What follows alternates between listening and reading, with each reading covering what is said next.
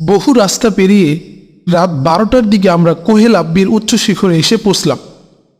ঘুটঘুটে অন্ধকার, দু চোখে কিছুই দেখা যায় না, লোকজনের কোনো সাড়া শব্দ নেই। আমরা পেরেশান হয়ে তাদেরকে খুঁজতে লাগলাম। আমরা ভাবছিলাম বিলম্বের কারণে তারা ফিরে গেল কিনা। এদিক ওদিক খোঁজাখুঁজির পর মৃদু স্বরে একটি আওয়াজ ভেসে এলো, খোবায়েব ভাই, তুমি এসেছো? আমি জবাবে বললাম, হ্যাঁ এসেছি। এই বলে আমি যুবকদের মাহফিলে গিয়ে বসলাম। আমি উপস্থিত যুবকদেরকে লক্ষ্য করে বললাম, হে আমার প্রাণপ্রিয় যুবক বন্ধুরা, আজ আমরা আরামের বিছানা হারাম করে সুখ নিদ্রাকে বিসর্জন দিয়ে কোহেল আব্বির গভীর অরণ্যে কেন হাজির হয়েছি তা সকলের অবশ্যই জানা আছে। কমিউনিস্ট হায়নারা আমাদের মা বোনদের ইজ্জত হরণ করছে, আলেম ওলামাদেরকে শহীদ করছে, মসজিদ মাদ্রাসাগুলোয় তালা লাগিয়ে দিচ্ছে, এমনকি মাসুম বাচ্চারাও হায়নাদের অত্যাচার থেকে রেহাই পাচ্ছে না। এসব নির্যাতিত নিপীড়িত মানুষের মুক্তির জন্য, আল্লাহর জমিনে আল্লাহর দিন প্রতিষ্ঠা করার জন্য আল্লাহ আমাদের উপর জিহাদ ফরজ করে দিয়েছেন। জিহাদে বের না হওয়া আল্লাহর অসন্তুষ্টির কারণ। আল্লাহ পাক পবিত্র কালামে ইরশাদ করেন, হে ঈমানদারগণ, তোমাদের কি হলো যখন তোমাদেরকে আল্লাহর পথে বের হওয়ার জন্য বলা হয় তখন তোমরা মাটি জড়িয়ে ধরো? তোমরা কি আখিরাতের পরিবর্তে দুনিয়ার জীবনে পরিতুষ্ট হয়ে গেলে? অথচ আখিরাতের তুলনায় দুনিয়ার জীবনের উপকরণ অতি স্বল্প। সূরা তাওবা আয়াত ৩৮। অন্য এক আয়াতে বলা হয়েছে, তোমরা যদি যুদ্ধে বের না হও তবে আল্লাহ তোমাদের মর্মন্তুদ আযাব দিবেন এবং অপর জাতিকে তোমাদের স্থলাভিষিক্ত করবেন। তোমরা তার কোনো ক্ষতি করতে পারবে না। আল্লাহ সর্ববিষয়ে শক্তিমান। সূরা তাওবা আয়াত ৩৯। উক্ত আয়াতে কারিমা দ্বারা এটাই প্রতীয়মান হয়, আখিরাতের নিয়ামত ও সুখ শান্তি পেতে হলে জিহাদ করতে হবে, আর কাফের বেঈমানদের সাথে যুদ্ধ না করলে তাদেরকে আমাদের উপর চাপিয়ে দিবেন। অর্থাৎ কাফেররা আমাদের উপর কর্তৃত্ব নেতৃত্ব করবে আর জুলুম করবে, আর তা আমাদেরকে মাথা পেতে মেনে নিতে হবে, বরদাস্ত করতে হবে, এবং তাদের কোনো ক্ষতিও আমরা করতে পারবো না। বাস্তবে ব্যাপারটা এরকমই চলছে। এই বলে বাবরকে আমির নিযুক্ত করে সবাইকে বাবরের কাছ থেকে অস্ত্র চালানোর শিক্ষার নির্দেশ দিলাম। আমিরকে মান্য করা, পরামর্শ করে কাজ করার তাকিদ দিয়ে সবাইকে বিদায় দিলাম। আমরা শেষ রাতে বাবর ভাইয়ের বাড়ি গিয়ে হাজির হলাম। বাড়ি ফেরার সাথে সাথে বুড়ো মা প্রদীপ জ্বালিয়ে আমাদেরকে হাত পা ধুয়ে আসতে বললেন। আমরা হাত পা ধুয়ে ঘরে এসে দেখি খানা প্রস্তুত। আমরা তৃপ্তির সাথে খানা খেলাম। ফজরের সময় হয়ে গেছে। বাবর ভাইকে নিয়ে আমি নামাজ আদায় করে রুদ্ধ কক্ষে বসলাম। তাকে এক এক করে সবগুলো হাতিয়ার চালানোর সব ধরনের প্রশিক্ষণ দিয়ে অনুশীলনের মাধ্যমে আরও পাকাপোক্ত করে দিলাম। অতঃপর তাকে গনিমতে সবগুলো অস্ত্র ও গোলাবারুদ দিয়ে বললাম, এগুলো মহামূল্যবান সম্পদ, এগুলোর কদর করবে। মহানবী সাল্লাল্লাহু আলাইহি ওয়াসাল্লাম অস্ত্রকে অধিক মহব্বত করতেন। অস্ত্র হাতে আসলে চুমু খেতেন। তারপর বললাম, এগুলো সাথীদের মাঝে বন্টন করে দিবে। খুব বিচক্ষণতার সাথে জিহাদ চালিয়ে যাও, অবশ্যই আল্লাহ বিজয় দান করবেন। সকাল ৮টা। চোখের পাতা ঘুমে আক্রান্ত হয়ে বন্ধ হয়ে আসছে, কাজেই বাধ্য হয়ে কিছুক্ষণের জন্য উভয়ে ঘুমিয়ে নিলাম। দুপুর ১টার দিকে উঠে গোসল সেরে নামাজ আদায় করে খানা খেলাম। তারপর বাবরের বৃদ্ধ মাতাকে আমার আম্মুর হৃদয় বিদারক কাহিনী শোনালাম। বাবরের মা কাঁদতে কাঁদতে অস্থির হলেন। আম্মুর তালাশে বের হওয়ার ইজাজত তলব করলে তিনি হাসি মুখে ইজাজত দিলেন এবং বললেন, বাবা, তোমার আম্মাকে খুঁজে বের করে আমার এখানে নিয়ে এসো, তিনি আমার সাথেই থাকবেন। আমি পোশাক পরিবর্তন করে প্যান্ট শার্ট পরে আম্মুর খোঁজে বেরিয়ে পড়লাম। আমি মন্থর গতিতে পথ চলছি। কোথায় যাব, আম্মুকে কোথায় পাব, কার কাছে খোঁজ নেব, কিছুই ভেবে পাচ্ছি না। আনমনে চলছি আর ভাবছি, আম্মু তো ছিলেন নানাজানের একমাত্র আদরের দুলালি, আলেমের মেয়ে, আবার একজন আলেমের স্ত্রী। ছোটকাল থেকেই খাস পর্দা পালন করে আসছেন। কোনোদিন কোনো পরপুরুষ তাকে দেখতে পায়নি, শুনতে পায়নি তার কণ্ঠস্বর। সংসারের কাজগুলো নিজ হাতে সমাধা করে বাকি সময় ইবাদত বন্দেগীতে কাটাতেন। শেষ রজনীতে দেখেছি তিনি আদের গৃহের এক কোণে সালাতের দণ্ডায়মান। হায়, এমন এক পর্দানশীল মহিষী নারী আজ পথে পথে পাগলিনীর বেশে ঘুরছেন। কি করুণ কাহিনী, কি হৃদয় বিদারক ঘটনা। নাকি কোথাও শহীদ হয়ে পড়ে আছেন দাফন কাফন ছাড়া কে জানে। এসব চিন্তায় আমার হৃদয় চৌচির হয়ে যাচ্ছে, অশ্রুতে বুক ভেসে যাচ্ছে। কি করব না করব স্থির করতে পারছি না। কতটুকু রাস্তা অতিক্রম করেছি তাও বলতে পারি না। কত শহর বন্দর মাঠ ঘাট হাট বাজার পেরিয়ে আম্মুকে তালাশ করেছে, তার কোনো ইয়ত্তা নেই।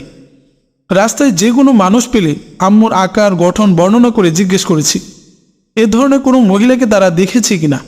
সবাই নাসূচক উত্তর দিল।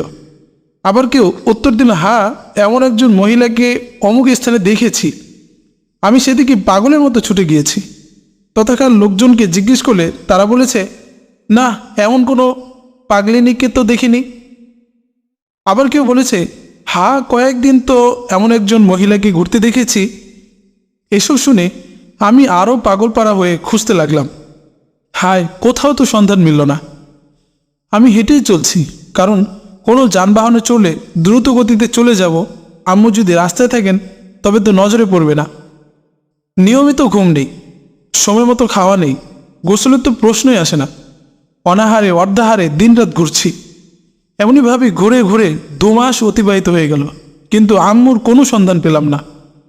আমার স্বাস্থ্যের অবস্থা দেখে মানুষকে পরিতাপ করতে শুনেছি। কি সুন্দর চেহারা, মনে হয় কোনো উচ্চ বংশের সন্তান হবে। ব্রেন আউট হওয়ার কারণে আজ পথে পথে ঘুরছে। আবার কেউ কেউ তাদের ধারণা অনুযায়ী বলল, হয়তো কোনো নারীর ব্যর্থ প্রেমের ফাঁদে পড়ে তিলে তিলে ক্ষয় হচ্ছে। ছোট ছোট বালক বালিকারা পিছু পিছু হইচই করে উল্লাস করে হাতে তালি দিয়ে গালি দেয়। আবার বলে, পাগল রে, তোর বাড়ি কই? কোনো কোনো দুষ্টু প্রকৃতির বালক বালিকারা ঢিল পাথর নিক্ষেপ করে পাগলের পাওনা পরিশোধ করছে। আমার শরীর ক্ষত বিক্ষত। একবার ক্ষুধা পিপাসায় কাতর হয়ে রাস্তার পাশে এক বৃক্ষতলে শুয়ে বিশ্রাম করছিলাম। এমন সময় একটি পুলিশের ভ্যান আমার নিকট দিয়ে অতিক্রম করে। পুলিশ আমাকে দেখে ভ্যান থামিয়ে জোর করে ধরে আমাকে ভ্যানে উঠিয়ে নিয়ে যেতে শুরু করে। আমি অবোধ বালকের মতো হাওমাও করে কাঁদতে লাগলাম। পুলিশ আমার 2 গালে 2টি চর বসিয়ে দিয়ে বলল, খামোশ। আমি পুলিশকে সবিনয়ে বললাম, স্যার, আমাকে কোথায় নিয়ে যাচ্ছেন? পুলিশ উত্তর দিল, শ্বশুর বাড়ি। কি বিদ্রুপ! আমি কতক্ষণ চুপ থেকে আবার বললাম, স্যার, আমার অপরাধ কি? কোথায় নিয়ে চলছেন? আমার প্রশ্নে অন্য এক পুলিশ বলল, লেলিন নির্দেশ দিয়েছে অকর্মণ্য, বিকলাঙ্গ, বৃদ্ধ ও তোমার ন্যায় পাগলদের ধরে জেলখানায় বন্দি করতে, তাই তোমাকে নিয়ে যাচ্ছি। আমি বললাম, স্যার, আমি তো পাগল নই, আমি আমার আম্মুকে তালাশ করছি। পুলিশ বলল, পাগল কি কোনোদিন নিজেকে পাগল বলে? আমি প্রশ্ন করলাম, এদেরকে একত্রিত করে কি করবেন? পুলিশ বলল, এগুলো সমাজের আবর্জনা, জঞ্জাল, এদেরকে চিকিৎসা করানো হবে। যদি 3 মাসের মধ্যে সুস্থ না হয় তবে ফায়ার করে হত্যা করা হবে। তারপর চিড়িয়াখানার বাঘ আর সিংহের খাবার হিসেবে তাদেরকে দেওয়া হবে। এবার আমি আরও বেশি ঘাবড়ে গেলাম। বেশি বেশি দোয়া করতে লাগলাম আর আল্লাহর মদত চাইতে লাগলাম। ভাগ্যের কি নির্মম পরিহাস, কত কঠিন পরীক্ষা। পুলিশ প্রথমে আমাকে জেলখানায় না নিয়ে পাগলাগারদে নিক্ষেপ করল। সেখানে নারী পুরুষ যুবক যুবতী বুড়ো বুড়ির কোনো অভাব নেই। গালাগালি মারামারি হাতাহাতি চলছেই। এখানে অনেক ভিক্ষুক ও ভালো মানুষকেও সন্দেহ করে ধরে নিয়ে আসা হয়েছে। হতভাগারা আসছে ইমানি পরীক্ষা দিতে। পাষাণ্ডরা ঘুমের বড়ি আর ইঞ্জেকশন দিয়ে এদেরকে নিস্তেজ করার চেষ্টা করছে। একবার একজন লোক আমাকে বলল, ওরা অনেক বৃদ্ধ বৃদ্ধাকে আমার সামনে নির্মমভাবে হত্যা করে ট্রাক ভর্তি করে চিড়িয়াখানায় প্রেরণ করেছে। তাদের অপরাধ হলো তারা বৃদ্ধ, কাজ করতে পারে না, তাই তাদের এই পরিণতি। অনেকে প্রায় আমার কাছে এসে ভিড় জমাতো। আমি তাদেরকে নামাজ রোজার তালিম দিই, মুখস্থ কোরআন শরীফ পড়াই, জিহাদের প্রয়োজনীয়তা ও ফাজাইল বর্ণনা করি। আমার আলোচনায় দিন দিন লোকের ভিড় বাড়তে লাগলো। একবার আমি সবাইকে লক্ষ্য করে বললাম, হে আমার মুসলিম ভাইয়েরা, তোমরাই তো একদিন ঘর থেকে রাজপথে কাস্তে হাতুড়ি মার্কা ব্যানার নিয়ে বেরিয়েছিলে এ স্লোগান দিয়ে, কেউ খাবে আর কেউ খাবে না, তা হবে না, তা হবে না। তোমরা সামান্য একটু রুটির বিনিময়ে এনজিওদের কাছে ইমান বিক্রি করেছিলে। আজ তা তিলে তিলে উপভোগ করো। তোমরা নবীর দেয়া আদর্শকে হত্যা করেছ, জিহাদের পথকে ত্যাগ করেছ। অথচ জিহাদই ছিল বাঁচার একমাত্র পথ। শুধু দোয়া আর খতম দ্বারা কাজ হবে না। নবী করিম সাল্লাল্লাহু আলাইহি ওয়াসাল্লাম দোয়ার সাথে সাথে অস্ত্র ধরেছিলেন। আমার কথা শুনে অনেকেরই ভুল ভাঙল। মানবরচিত বিধানের অপকারিতা ও কমিউনিজমের চরিত্র ভালোভাবে অবলোকন করেছে। এখন সকলেই বাকি জীবন জিহাদ করে কাটিয়ে দেওয়ার অঙ্গীকার ব্যক্ত করছে। একদিকে বিকারগ্রস্তরা হৈহুল্লোড় করছে, অপরদিকে আমরা তালিম তালকিনে সময় কাটাচ্ছি। এভাবে পাগলাগারদে 28 দিন কেটে গেল। একদিন হঠাৎ করে তারা আমাকে সহ 20-25 জনকে জোর করে পাঠিয়ে দিল জেল হাজতে। তার কারণ জানতে পারলাম আমি নাকি ইসলামী আন্দোলনের একজন নেতা। আমি নাকি বন্দীদেরকে বলশেভিকদের বিরুদ্ধে খেপিয়ে তুলছি। বন্দিশালায় নাকি সবাই রুহানি হয়ে যাচ্ছে। এই সংবাদ গারদ কর্তৃপক্ষ আইন প্রয়োগকারী সংস্থার গোচরে দেয়। তারপর কঠোর শাস্তির জন্য আইন প্রয়োগকারী সংস্থা আমাদেরকে নিয়ে এলো বহুদূরে, ঢুকিয়ে দিল জেল হাজতে। আমরা এখানে 3 দিন 3 রাত অতিবাহিত করার পর একদিন শুধু আমাকে নিয়ে গেল অন্ধকার প্রকোষ্ঠে, ফাঁসির সেলে। সেখানে নেই কোনো প্রাণী, নেই আলো বাতাস। এটা যে ইমানের উচ্চ পরীক্ষা তা বুঝতে বাকি রইল না।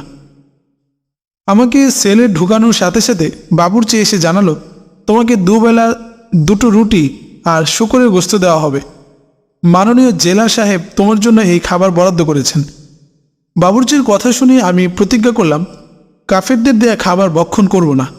আল্লাহ আমার রব, তিনি ইচ্ছা করলে না খাইয়েও আমাকে বাঁচাতে পারেন, ক্ষুধার জ্বালা কমিয়ে দিতে পারেন। যা শপথ তাই কাজ। বাবুর্চি প্রতিদিন দুবেলা গোশত রুটি নিয়ে আসে। আমি পানি ছাড়া অন্য কিছু গ্রহণ করি না। 3 দিন অতিবাহিত হওয়ার পর বাবুর্চি আমাকে জিজ্ঞেস করলো, বাবা তুমি না খেয়ে কীভাবে থাকো? আমি বললাম, আমি মুসলমান, তোমাদের দেওয়া হারাম না খাওয়ার জন্য আল্লাহর নামে কসম খেয়েছি।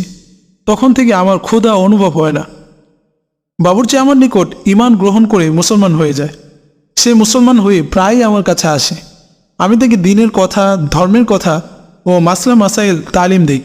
এভাবে 11 দিন কেটে গেল। একদিন জেলার বাবুর্চিকে ডেকে জিজ্ঞেস করলেন, তুমি দেখি প্রত্যেক দিনই খানা ফিরিয়ে আনো, তার কারণ কি? বাবুর্চি উত্তর দিল, স্যার, প্রথম দিন থেকে আজ পর্যন্ত সে আমাদের কিছুই গ্রহণ করেনি, শুধু পানি পান করে জীবন ধারণ করছে। জেলার বললেন, আমরা দিনে 3-4 বার খাই, তাছাড়া চা বিস্কুট চানাচুর তা আছেই। তারপরও অনেক সময় ক্ষুধায় জীবন যায়। আর এই কয়েদি 11 দিন যাবৎ কিছুই খায়নি, সে কিভাবে থাকে? লোকটাকে দেখা দরকার। সত্যি সত্যি একদিন জেলা আমার কক্ষের দরজায় এসে হাজির। আমি তখন আম্মুর জন্য অস্থিরতা ভোগ করছিলাম। হঠাৎ দরজায় আঘাত দিতে আমি চমকে উঠলাম। কে যেন বলছে, দরজা খোলো। আমি তাড়াতাড়ি দরজা খুলে দেখি বিরাট এক জওয়ান, ইয়া বড় গোফ, চোখ দুটি তামাটে, দেহ ঢোকার আগেই বিশাল ভুঁড়িওয়ালা পেটটা কক্ষে প্রবেশ করল। তিনি প্রথমে নিজের পরিচয় দিলেন, তারপর আমাকে প্রশ্ন করলেন, বাপু তোমার বাড়ি কোথায়? বললাম, আলমা আদা। প্রশ্ন করলেন, তুমি কি করো? উত্তর দিলাম, কলেজে লেখাপড়া করি আর ফাঁকে ফাঁকে কুলির কাজ করি। তিনি বললেন, কুলির কাজ কেন করো? বললাম, স্যার, আমি গরিব মানুষ, বাবা মার একমাত্র সন্তান। তারা লেখাপড়ার খরচ দিতে পারেন না বলে এই কাজ করি। তিনি বললেন, তুমি এখানে এলে কিভাবে? বললাম, স্যার, আমার আম্মু বাড়ি থেকে বেরিয়ে এসেছেন, তাকে খুঁজতে গিয়ে আজ এখানে। তিনি প্রশ্ন করলেন, তুমি কি মৌলবাদী বিশ্বাসী? উত্তর দিলাম, আগে ছিলাম না, এখন হতে হবে, কারণ জীবনভর কমিউনিস্ট বিপ্লব করে এসেছি। এখন ভাগ্যের বিড়ম্বনায় ফাঁসি সেলে। এই বলে পকেট থেকে মেজর ও প্রধান সেনাপতি দেওয়া পরিচয়পত্রটা বের করে তার সামনে ধরলাম। জেলারটা ভালো করে দেখি বললেন, বাবা তুমি চিন্তা করো না, তোমার মুক্তির ব্যবস্থা অচিরেই করব। পুলিশ হয়তো তোমাকে ভুলবশত গ্রেফতার করেছে। এই বলে লোকটি চলে গেলেন। মাত্র কয়েক কদম এগিয়ে গিয়ে জেলার আবার ফিরে এসে বললেন, তোমাকে একটি কথা জিজ্ঞেস করতে ভুলে গেছি। বলো তো বাবা, তুমি আজ 11 দিন যাবৎ কিছু খাও না, বেঁচে আছো কিভাবে? জেলারের প্রশ্নের সঠিক উত্তর দিলে তো আমার আর রক্ষা নেই, আবার কিছু না বলেও তো উপায় নেই। আমি বললাম, স্যার, আসলে আমি জন্মগতভাবে মুসলমান, এখন না কমিউনিজমের সন্ধান পেয়ে কমিউনিস্ট হয়েছি। আগে মুসলমানই ছিলাম। কমিউনিস্ট হওয়ার পরেও যদি বলশেভিকদের নির্যাতন ভোগ করতে হয়, তবে এ ধরনের কমিউনিস্ট হওয়াতে লাভ কি?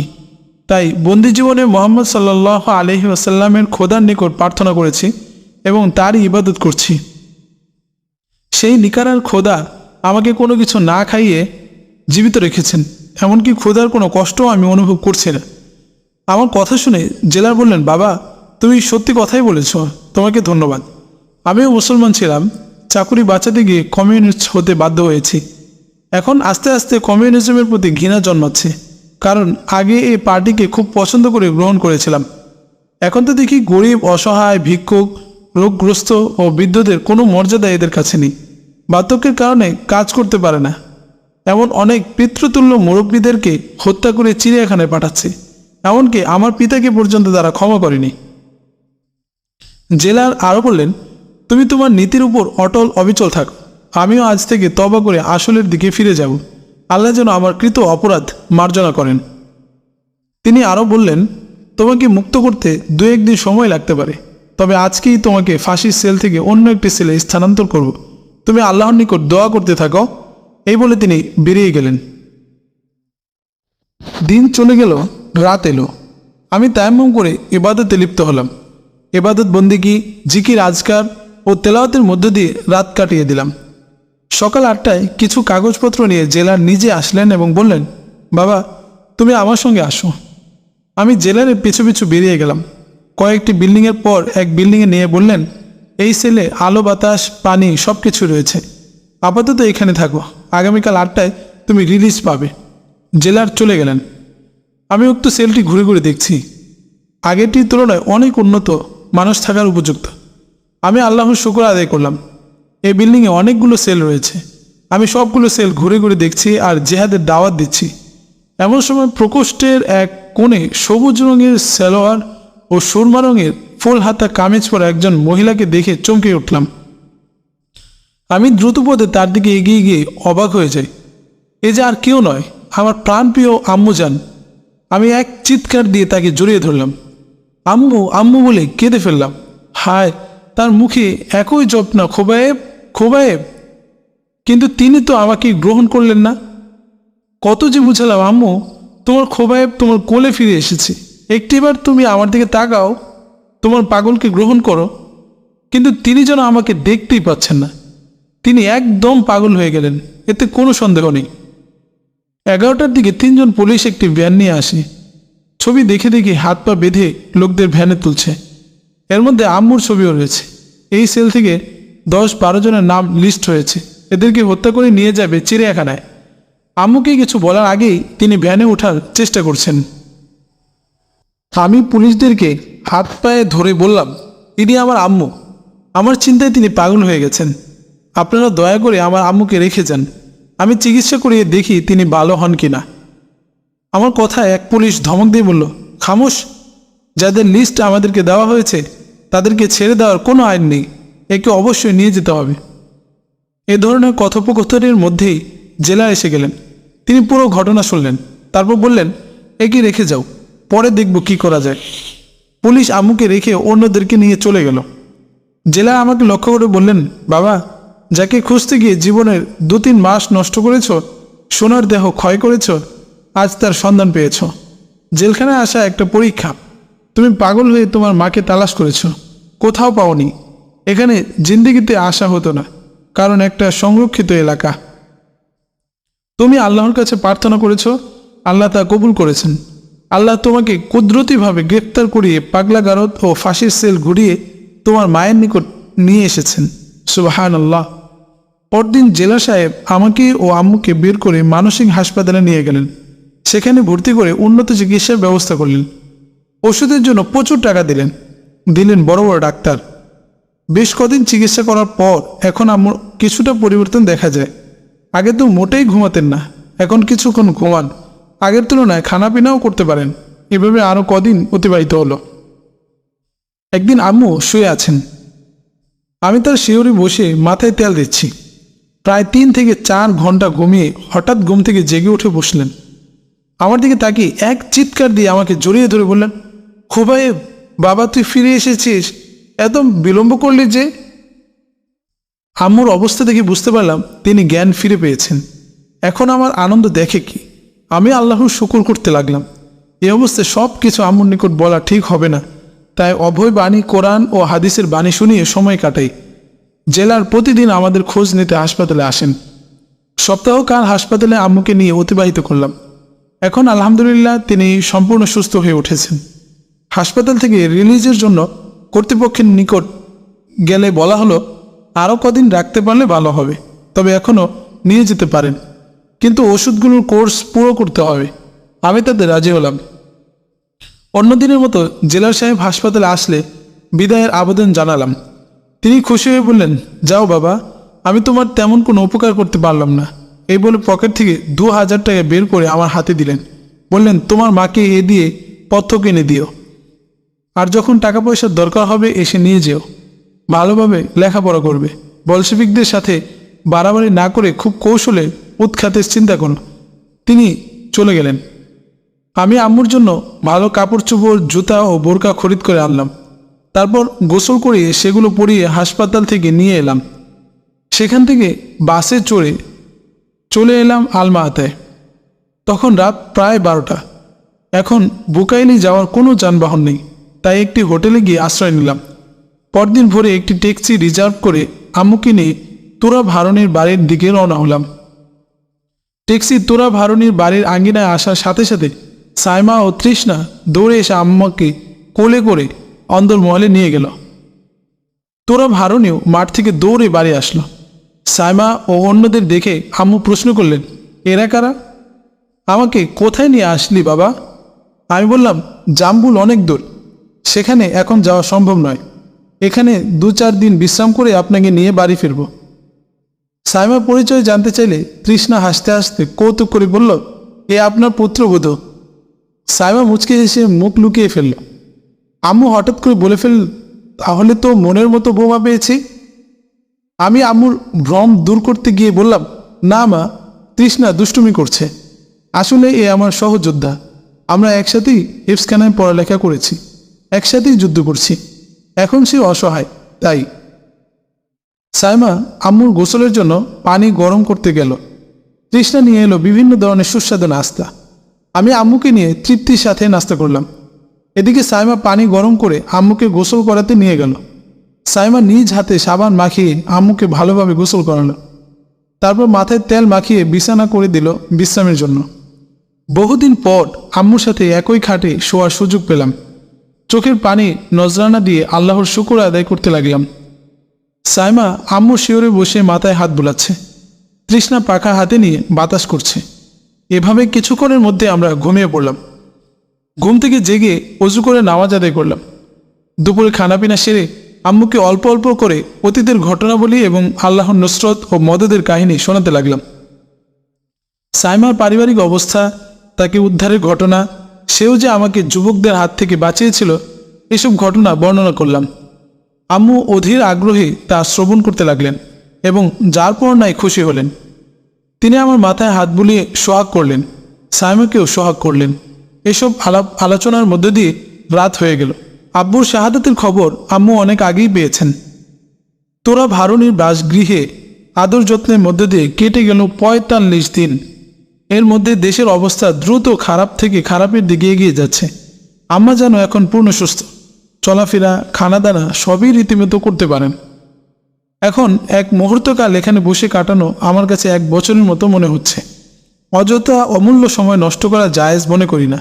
তাই রাতে শুয়ে শুয়ে আম্মুকে বুঝিয়ে সুঝিয়ে বললাম, আম্মু, তোমার মতো লক্ষ মায়ের ইজ্জত রক্ষা করতে, তোমার লক্ষ ছেলের জীবন বাঁচাতে, বিধবা মায়ের অধিকার ফিরিয়ে দিতে, সন্তানহারা মায়ের চোখের পানি মুছে দিতে, বঞ্চিতের অধিকার ছিনিয়ে আনতে, মলিন মুখে হাসি ফোটাতে, মসজিদ মাদ্রাসা রক্ষা করতে, সমস্ত জুলুমের অবসান ঘটিয়ে দিন প্রতিষ্ঠা করতে তোমার কলিজার টুকরা নয়নমণি খোবায়েবকে রণসাজে সজ্জিত করে রণাঙ্গনে পাঠিয়ে দাও। মাগো, যেতে দাও তোমার ছেলেকে শহীদের ঈদগাহে, খুনরাঙা প্রান্তরে। মা, তুমি তো শহীদের স্ত্রী হয়েছ, তুমি কি চাও না শহীদের জননী হতে? তুমি কি চাও না হজরত খানসা রাদিয়াল্লাহু আনহা এর সাথে জান্নাতে থাকতে? আমার কথা শুনে আম্মু কেঁদে আমাকে বুকের কাছে নিয়ে হাত বোলাতে লাগলেন। আম্মুর পাশে সাইমাও কেঁদে হয়রান, পেরেশান।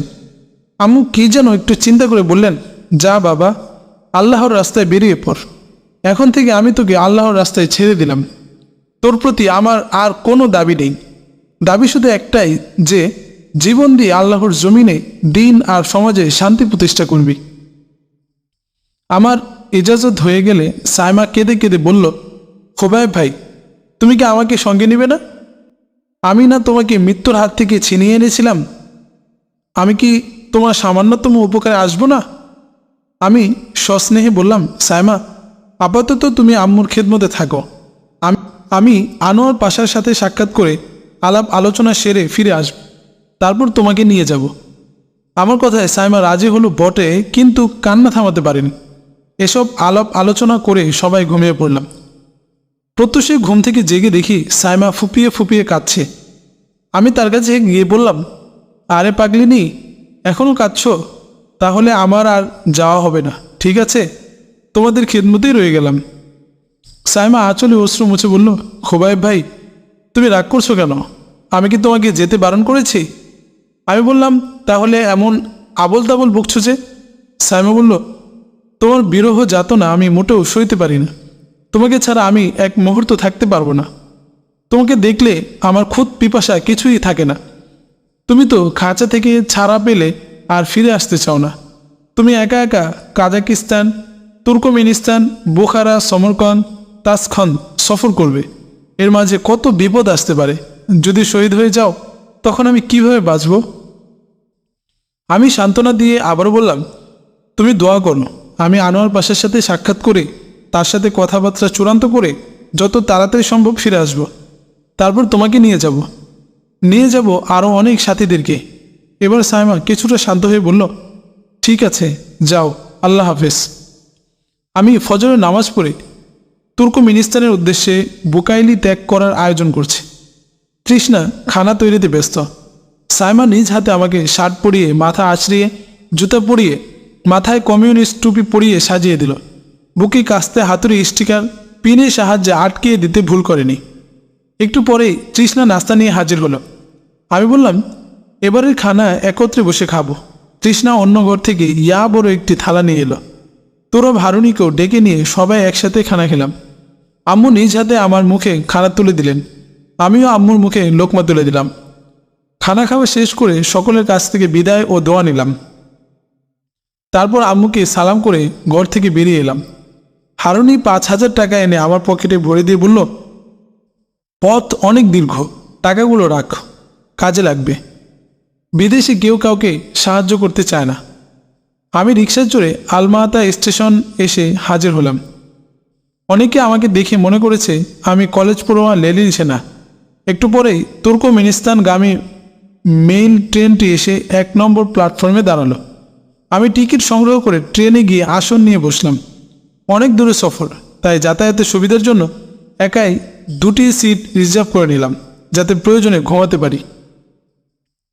একটু পরেই ইসরাফিলের সিঙ্গা ফুকিয়ে ট্রেনটি পাগলা ঘোড়ার মতো ছুটে চলল। কত মাঠঘাট, বন বাদার পেরিয়ে চলছে, কোথাও বিরাম নেই। স্টেশনের পর স্টেশন পার হয়ে বড় বড় স্টেশনে গিয়ে থামে। পানি ও কয়লা তোলার জন্য 2-1 স্টেশনে একটু সময় বেশি খরচ করছে। এভাবে 4 দিন 4 রাত একটানা চলার পর ট্রেনটি তুর্কমেনিস্তান স্টেশনে এসে দাঁড়ালো। আমি আমার সামানে নিয়ে ট্রেন থেকে অবতরণ করলাম। তখন রাত 11টা। কোথায় যাব ঠিক করতে পারছিলাম না। কিছুক্ষণ ভেবেচিন্তে এক আবাসিক হোটেলে গিয়ে সিট ভাড়া করে রাত যাপন করলাম। প্রত্যুষে ঘুম থেকে উঠে রুমেই নামাজ আদায় করলাম। তারপর সকাল 8টা পর্যন্ত রুদ্ধ দ্বারে বসে তেলাওয়াত, তসবিহ, তাহলিল ও দোয়া করে নাস্তা সেরে বেরিয়ে পড়লাম। শহরে ঘুরে ঘুরে আনোয়ার পাশার সন্ধান করছি। হোটেলের লোকমুখে আনোয়ার পাশার অনেক কথাই শুনলাম। কেউ বলল, আনোয়ার পাশা অমুক শহরে আক্রমণ করে অতগুলো সৈন্য হত্যা করেছে। আবার কেউ বলল, তার বাহিনী খুব কঠোর প্রশিক্ষণপ্রাপ্ত। সরকারি ফৌজও পাগল হয়ে তাকে খুঁজে বেড়াচ্ছে, কিন্তু তার একজন সদস্যও গ্রেফতার করতে পারেনি। শুধু সাধারণ মানুষকেই সন্দেহমূলক গ্রেফতার করেছে। আবার কেউ বলল, তার সদস্যরা তো আমাদের আশপাশেই ঘোরাফেরা করে, কিন্তু চেনা যায় না। এ ধরনের কথাবার্তা পুরো শহরের লোকজনের মুখে মুখে। আনোয়ার পাশার ভয়ে বাতিল শক্তির ঘুম হারাম হয়ে গেছে। আতঙ্ক বিরাজ করছে চারদিকে। বিশেষ করে সরকারি আদাসলকারী অফিস, আদালতে ও সরকারি ভবনগুলোতেই বেশি আতঙ্ক। বেশিরভাগ আক্রমণ সরকারি স্থাপনাগুলোতেই হচ্ছে। সারাদিন ঘুরে ঘুরে আনোয়ার পাশার কোনো সন্ধান মেলেনি। ভয়ে কারো নিকট জিজ্ঞেস করার সাহস পায়নি। কার কাছে জিজ্ঞেস করে কোন বিপদে পড়ি কে জানে। পরদিন পল্লী এলাকায় বের হয়ে খুঁজতে লাগলাম। তার বাড়ির ঠিকানা জানা নেই, বিদায় যেতে পারছি না। আর বাড়িতে গেলেও লাভ হবে না, কারণ তিনি তো বাড়িতে থাকেন না। পরক্ষণে চিন্তা করে একটি পথ বের করলাম। তাহলে দৈনিকই তো আক্রমণের ঘটনা পত্রিকায় ছাপা হচ্ছে, তাই পত্রিকা পড়ে হয়তো কোনো পথ বের করা যাবে। তাই নিয়মিত পত্রিকা পড়তে লাগলাম। পত্রিকার হেডলাইনেই আনোয়ার পাশার অভিযানের কথা ছাপা হয়। একই দিনে একাধিক আক্রমণ হয়, তাও এক জেলাতে নয়, এক এক জেলায়। এবার বুঝতে পারলাম আনোয়ার পাশার দল একটা নয়, তারা কয়েক দলে বিভক্ত। এক জায়গায় আক্রমণ করে তারা অন্য স্থানে চলে যায়, তাও নিকটে নয়, বহু দূরে। চিন্তা করে দেখি খোঁজে ঠিকানা বের করা খুবই কঠিন। এভাবে প্রায় একটি সপ্তাহ এখানেই কাটালাম। এক সপ্তাহ পর চলে গেলাম সমরকন্দে। সেখানে গিয়ে তাজখান, সমরকন্দ ও বুখারা চষে বেড়ালাম, কিন্তু কোথাও তাকে ধরতে পারছি না। এই সমস্ত এলাকায় মসজিদ মাদ্রাসা একসময় প্রচুর ছিল, কিন্তু আজ এসব বিরান ভূমিতে পরিণত হয়েছে। উঁচু উঁচু ইমারতগুলো ছাত্র শিক্ষকের অভাবে যেন নীরবে কাঁদছে। মসজিদগুলো যেন মুসল্লির বিরহ যাতনায় অশ্রু বর্ষণ করছে। অনেক মসজিদই ক্লাব কিংবা অফিসে রূপান্তর করা হয়েছে। কতই না বেদনাদায়ক ইতিহাস। ইমাম বুখারী রহমতুল্লাহ কর্তৃক প্রতিষ্ঠিত মাদ্রাসা, যেখানে পৃথিবীর বিভিন্ন এলাকা থেকে ছুটে আসা 90,000 ছাত্র অধ্যয়ন করত, সেখানে 18,000 ছাত্র ছিল শুধু দর্শে বুখারিতে। সে মাদ্রাসায় আজ তালা জ্বলছে। সাহেবে হেদায়া বুরহানুদ্দিন মরগিলানি যেখানে বসে ফিকাহ শাস্ত্রের তালিম দিতেন, সেখানে আজ কমিউনিজমের তালিম হচ্ছে। এই হৃদয় বিদারক অবস্থা দেখে চোখের পানিতে বুক ভেসে যাচ্ছে। এভাবে বেশ কদিন ঘোরাফেরা করার পর এক বৃদ্ধ আমাকে কাছে ডেকে সস্নেহে নম্র সুরে জিজ্ঞেস করলো, বাবা, আজ বেশ কদিন যাবৎ তোমাকে বিষণ্ণ বদনে এখানে ঘোরাফেরা করতে দেখছি। তোমাকে এই এলাকার বাসিন্দা হিসেবে মনে হচ্ছে না। তুমি কি কাজের সন্ধানে এসেছো নাকি কাউকে খুঁজছো? মুরব্বীর কথা শুনে আমি খানিকটা অপ্রস্তুত হয়ে পড়লাম। তাকে কি উত্তর দেব ভেবে পাচ্ছিলাম না। কোন উত্তরে কোন মুসিবত আসে তা কে জানে। লোকটি আমার অবস্থা আঁচ করতে পেরে আমাকে অভয়ে ও সান্ত্বনা দিয়ে বলল, বাবা, তুমি আমার সাথে নির্ভয়ে সব বলতে পারো। আমার দ্বারা তোমার উপকার না হলেও কোনো ক্ষতি হবে না। বুড়ো যে একজন মুসলমান তা আমার বুঝতে বাকি রইল না। লোকটির কথায় আশ্বস্ত হয়ে আমি প্রথমে আমার পরিচয় দিয়ে নির্যাতনের কাহিনী শোনালাম। আনোয়ার পাশার ঠিকানা জানতে চাইলাম। আমার অভিপ্রায় কি তাও জানালাম। লোকটি এক দীর্ঘশ্বাস ছেড়ে বললেন, বাবা, তুমি সত্য কথাই বলেছ এবং তোমার চিন্তাও সঠিক। তবে তুমি আনোয়ার পাশার সাথে হয়তো সাক্ষাৎ করতে পারবে না। আনোয়ার পাশাকে আমি ব্যক্তিগতভাবে চিনি। তিনি একজন পাক্কা ইমানদার, আলেমে দিন এবং জানবাজ মুজাহিদ। তিনি লোকালয়ের বাইরে থাকেন। তিনি জিহাদের মাধ্যমে খেলাফত প্রতিষ্ঠা করতে চান। তিনি চান নির্যাতন নিপীড়ন বন্ধ করে মদিনার মতো একটি রাষ্ট্র গঠন করতে, আল্লাহর বিধান কায়েম করতে। তিনি তার বাহিনী নিয়ে বলশেভিক, লালফৌজ ও কমিউনিস্টদের উপর আক্রমণ করে তাদের অনেক ক্ষতি সাধন করেছেন। অনেক থানা, সেনা ছাউনি ও ইউনিট তছনছ করে দিয়েছেন। যেখানে মুসলিম নির্যাতন হচ্ছে সেখানেই তার বাহিনী অভিযান চালাচ্ছে। তিনি আরও মন্তব্য করলেন, দেশের সর্বস্তরের মুসলমান, বিশেষ করে আলেম সমাজ যদি সহযোগিতা করতেন এবং এই কাজটাকে সমর্থন জানাতেন, তবে বলশেভিক ও কমিউনিজমের পতন ছিল অনিবার্য। ওলামা একরাম নামাজ রোজার ওয়াজ ছাড়া অন্য ওয়াজ করেন না। সবর আর ধৈর্য ধারণের উপদেশ দেন। জিহাদের প্রয়োজনীয়তা, জিহাদের ফজিলত ও শহীদের মর্যাদার কোনো ওয়াজ নেই। জিহাদ যে একটি গুরুত্বপূর্ণ ফরজ আমল, উম্মত তাও জানে না। এর জন্য দায়ী আলেম সমাজ। লোকটির কথায় বুঝতে পারলাম তিনি উঁচু মানের আলেম। আমি আরজ করলাম, হুজুর, আনোয়ার পাশার ঘরের সন্ধান যদি আপনার কাছে থাকে তবে দয়া করে আমাকে এই ঠিকানাটা দিন। আমি অনেক দূর থেকে খুব কষ্ট করে এসেছি। যেভাবে হোক তার সাথে আমার সাক্ষাৎ করতেই হবে। তিনি বললেন, বাবা, আজ কদিন হলো তার কোনো সংবাদ পাচ্ছি না। বোধহয় তিনি দেশ ত্যাগ করেছেন। দেশবাসীর অসহযোগিতার কারণে আনোয়ার পাশার অনেক মুজাহিদ শাহাদাত বরণ করেছেন। আমি বৃদ্ধকে প্রশ্ন করলাম, হুজুর, ওলামা একরাম ও দেশবাসী তার বিরোধিতা করার কারণ কি? বুড়ো বললেন, জিহাদ করা ফরজ। কেউ যদি জিহাদ না করে তবে আমাকে একা হলেও এই ফরজ আদায় করতে হবে। প্রত্যেকেরই যার যার আমলের জন্য আল্লাহর কাছে জবাবদিহি করতে হবে। অন্যের ব্যাপারে আমাকে জিজ্ঞেস করা হবে না। আনোয়ার পাশা ফতোয়া দিয়েছেন, জিহাদ প্রত্যেকের উপর ফরজ আইন। নাস্তিকদের বিরুদ্ধে জিহাদ করা সকলের উপর ফরজ। তিনি ফতোয়া দিয়ে বসে থাকেননি। তার শাগরেদ, মুরিদ, বক্তবৃন্দ ও বন্ধু বান্ধবদের প্রশিক্ষণ দিয়ে জিহাদ আরম্ভ করেছেন। আনোয়ার পাশা 3টি মেশিন নিয়ে এগিয়ে যাচ্ছেন: ক দাওয়াত, খ তরবিয়ত ও গ জিহাদ। অর্থাৎ একদল প্রত্যেক মসজিদ, মাদ্রাসায়, পাড়ায়, মহল্লায় ঘুরে জিহাদের দাওয়াত দিচ্ছেন। তার দাওয়াতে মাদ্রাসার ছাত্র ও যুবকরা দলে দলে আসতে লাগলো। দ্বিতীয় পর্যায়ে তাদেরকে যুদ্ধের প্রশিক্ষণ দিয়ে আদর্শ সৈনিক হিসেবে গঠন করছে। তৃতীয় পর্যায়ে প্রশিক্ষণপ্রাপ্ত মুজাহিদদের নিয়ে যুদ্ধ করেন।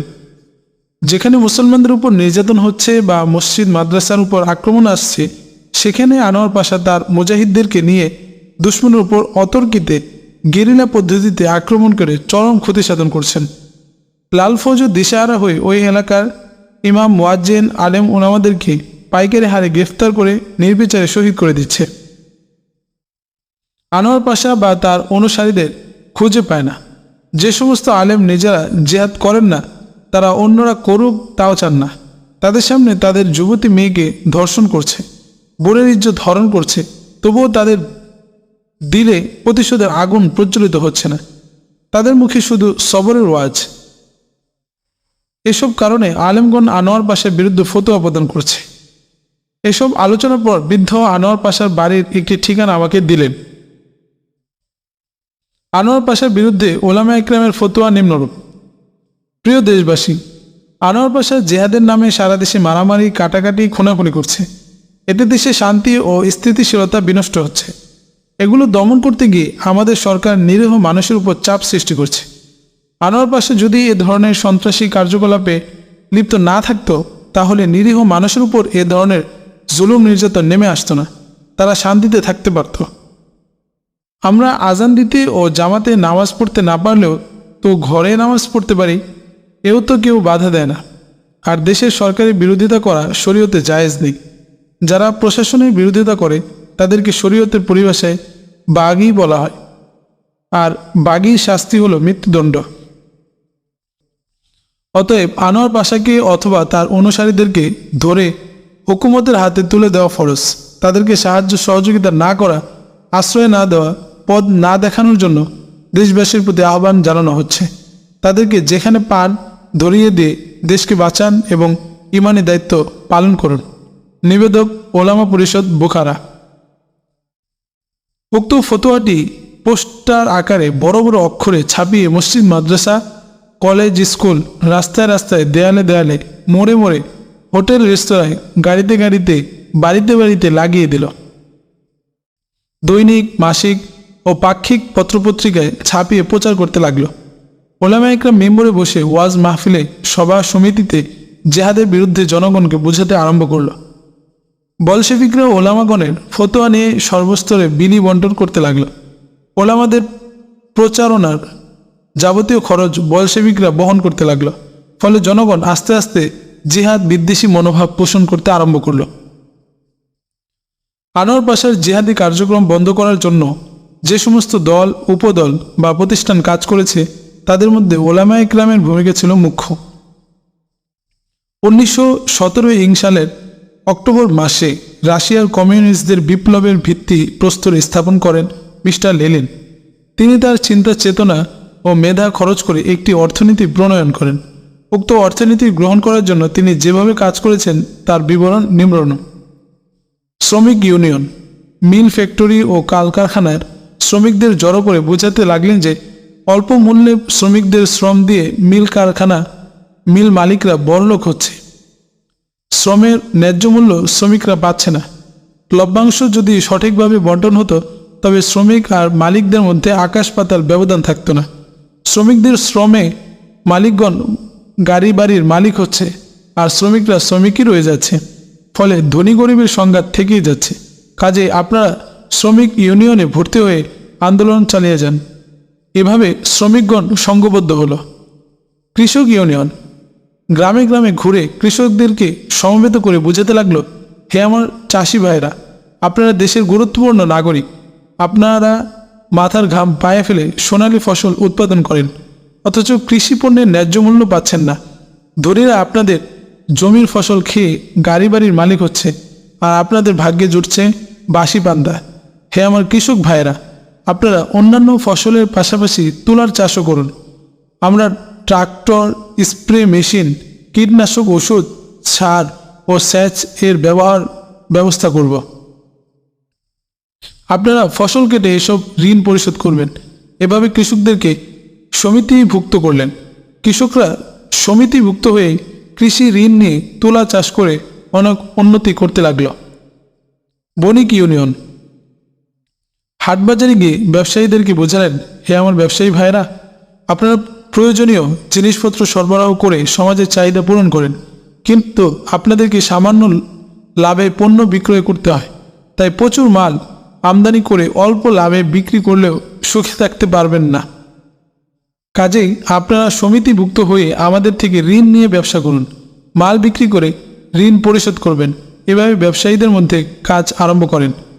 ঠিক এমনিভাবে কর্মকার, স্বর্ণকার, চর্মকার, সুতার, জেলে, কুমার ও তাঁতিদেরকে যার যার ব্যবসার লোভ দেখিয়ে সমিতিভুক্ত করে ঋণ দিতে লাগলো।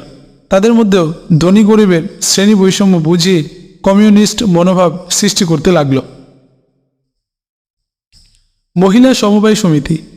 গরিব, অশিক্ষিত ও মধ্যবিত্ত মহিলাদেরকে সমিতিভুক্ত করার জন্য প্রশিক্ষণপ্রাপ্ত মহিলারা বোরকা পরে পর্দাশীল লেবাস ধরে গ্রামে গ্রামে বাড়ি বাড়ি গিয়ে বোঝাতে লাগলো, হে আমার পর্দাশীল মা ও বোনেরা, উন্নয়নশীল দেশগুলোতে পুরুষের পাশাপাশি মহিলারাও কাজ করে স্বাবলম্বী হচ্ছে।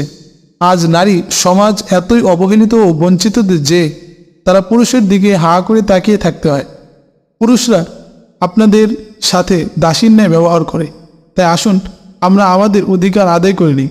আপনারা পর্দায় থেকে অনেক কাজ করতে পারেন, যেমন তুলার গুদামে গিয়ে তুলা থেকে আটি ছাড়ানো ইত্যাদি। এভাবে মিস্টার লেনিন মহিলাদেরকে সমিতিভুক্ত করে কাজ আরম্ভ করলেন। মহিলা ক্লাব নির্মাণ। জায়গায় জায়গায় জমি ক্রয় করে সুন্দর বিল্ডিং নির্মাণ করলো। বাউন্ডারি ওয়াল টেনে পর্দার ব্যবস্থা করলো। ভেতরে পাঠাগার, নামাজখানা ও অজু ইস্তেঞ্জার ব্যবস্থা করলো। বিরাট এলাকা নিয়ে ফুল বাগান রচনা করা হলো। তাছাড়া ছায়াদারা বৃক্ষ ও বসার ব্যবস্থা করে ভূস্বর্গ তৈরি করা হলো। পাঠাগারে ধর্মীয় বই পুস্তকের পাশাপাশি গান, নাটক, নভেল ও বিভিন্ন দেশের নগ্ন ছায়াছবি রাখা হলো। তাছাড়া টিভি, ভিসিআর দেখার জন্য খুব সুন্দর কক্ষ তৈরি করা হলো। প্রশিক্ষণপ্রাপ্ত মহিলারা শিক্ষিত মহিলাদেরকে দাওয়াত দিতে লাগলো। প্রথমত এরা বলতো, আমরা মুসলমান, পর্দায় থাকি, ক্লাবে যাব না। এদেরকে সুকৌশলে বোঝালো যে সেখানে কোনো পুরুষ লোক নেই, ধর্মীয় কিতাবাদি পাঠ করবেন। তাছাড়া নামাজের ব্যবস্থা ছাড়াও আরও অনেক সুবিধাদি রয়েছে। এভাবে তাদেরকে ক্লাবমুখী করতে লাগলো। এসব মহিলা বেহায়াপনা ও বেলাল্লাপনার দিকে কখন যে চলে গেল তা তারা টেরও পেল না।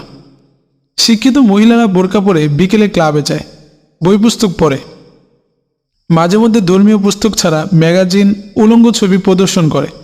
কোনো কোনো সময় টিভি রুমে নোংরা ছবি দেখে। এই আগন্তুকদের আপ্যায়নের জন্য সুন্দরী মেয়ে রয়েছে। একটু পরপর সুস্বাদু শরবত, চকলেট, চানাচুর, কলা, বিস্কুট, আচার সহ বিভিন্ন ফলমূল দিয়ে হয়। এভাবে ওইসব মহিলা ইমান বিক্রি করছে। তখন আর ভাড়াটিয়া ও প্রশিক্ষণপ্রাপ্ত মহিলাদের আর বাড়ি বাড়ি যেতে হলো না। যারা একবার ক্লাবে এসেছে তারাই পরবর্তীতে অন্যদের দাওয়াত দিয়ে ক্লাবে আনতে লাগলো। এই সমস্ত মহিলাদেরকে বেপরদা করে দেশ ভ্রমণের দাওয়াত দেয়। প্রথমে তারা দাওয়াত কবুল করেনি। তারপর বোঝানো হলো যে আপনাদেরকে যে গাড়িতে নেওয়া হবে সেই গাড়িতে কোনো পুরুষ লোক থাকবে না, ড্রাইভার পর্যন্ত মহিলা। অজু, গোসল, নামাজের কোনো অসুবিধা হবে না। একদিন দুদিন দাওয়াত দিতে দিতে কিছু মহিলাদেরকে রাজি করা হলো। তারপর তাদেরকে নিয়ে গেল প্যারিসে। প্যারিস পৃথিবীর এক সুন্দর নগরী। সেখানে নারী পুরুষ কোনো ভেদাভেদ নেই, চেনা অচেনা, আপন পর কোনো পার্থক্য নেই। একে অপরের সাথে যে কোনো ব্যবহার করতে পারে। কেউ শার্ট প্যান্ট, কেউ হাফ প্যান্ট, অর্থাৎ যে যা ইচ্ছে তাই পরে। নারী পুরুষ সবই এক ধরনের। এসব অবস্থা সচক্ষে দেখে তাদের অন্তরে খেয়াল জন্মালো যে এরাও তো মানুষ আর আমরাও মানুষ, কিন্তু এরা কত স্বাধীনভাবে চলাফেরা করে, কত আনন্দ, আর আমরা ঘরের কোণে বসে বসে জীবন ক্ষয় করছি। এ সমস্ত মহিলা নিজ দেশে ফিরে এসে অন্য মহিলাদেরকে বোঝাতে লাগলো। এভাবে অন্য মহিলাদেরকেও পরপর ভ্রমণ করিয়ে আনা হলো। তারপর এসব মহিলারাই বোরকা জ্বালিয়ে রাজপথে মিছিল করে স্লোগান দিয়েছিল, বোরকার কালো আবরণে আমরা আর থাকবো না, থাকবো না। বুখারা তরুণ সংঘ। বেকার যুবকদেরকে কাজ দেওয়ার নামে তরুণ সঙ্গে সংঘবদ্ধ করা হলো। নিরক্ষরতা দূরীকরণের নামে গ্রামে গ্রামে স্কুল প্রতিষ্ঠা করা হলো। দিনে 2-3 ঘন্টা করে বালক বালিকাদের এবং রাতে 2-3 ঘন্টা করে বয়স্ক পুরুষ মহিলাদেরকে অক্ষর জ্ঞান দিতে লাগলো। ফলে মসজিদে যে সূরা কিরাত ও মাসলার তালিম চলত তা আস্তে আস্তে বন্ধ হয়ে গেল। সকালে মক্তবে বাচ্চারা কায়দা কোরআন শরীফ পড়ত, তাও বন্ধ হয়ে গেল। এদিকে সরকারি প্রাইমারি স্কুলগুলোতে ব্যাপক ছাত্রশূন্যতা দেখা দিল।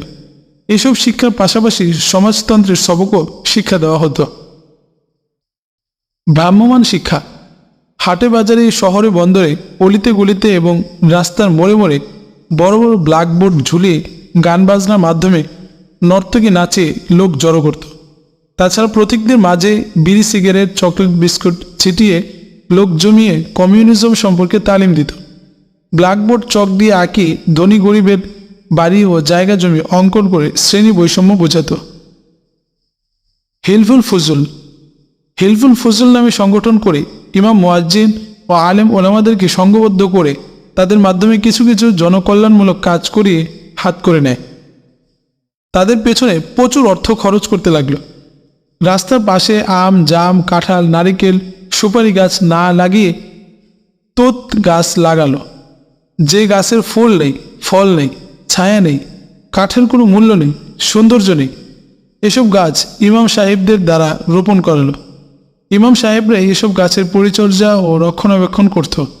প্রশিক্ষণের নামে ভাতা দিয়ে দিয়ে তারা 45 দিন প্রশিক্ষণ করাতো।